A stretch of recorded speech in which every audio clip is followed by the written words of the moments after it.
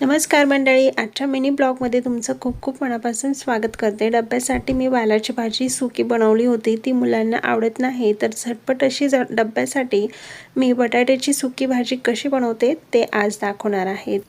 बटाट्याची साल काढून त्याच्या अशा फोडी करायच्या आहे आणि एका कढईमध्ये थोडंसं पाणी आणि मीठ टाकून हे बटाटे शिजवून घ्यायचे आहे। काल कांदा कट करत असताना माझ्या आवडीचा चाकू अचानक तुटून गेला, तर हा जो चाकू आहे याने केक वगैरे व्यवस्थित कट होतो, पण कांदा वगैरे असं व्यवस्थित कट होत नाही।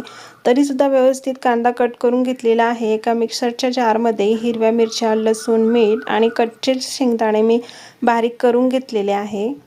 अगदी 5 मिनिटांमध्येच बटाटे शिजून होतात। तर नेहमीप्रमाणेच आपली बटाट्याची भाजी आपण जशी बनवतो तशी बटाट्याची भाजी मी इथे तयार करून घेतलेली आहे। घाई गडबडीमध्ये मुलांच्या टिफिनमध्ये अशी बटाट्याची भाजी तुम्ही बनवू शकता। चला जेवायला या आणि सबस्क्राईब करायला विसरू नका।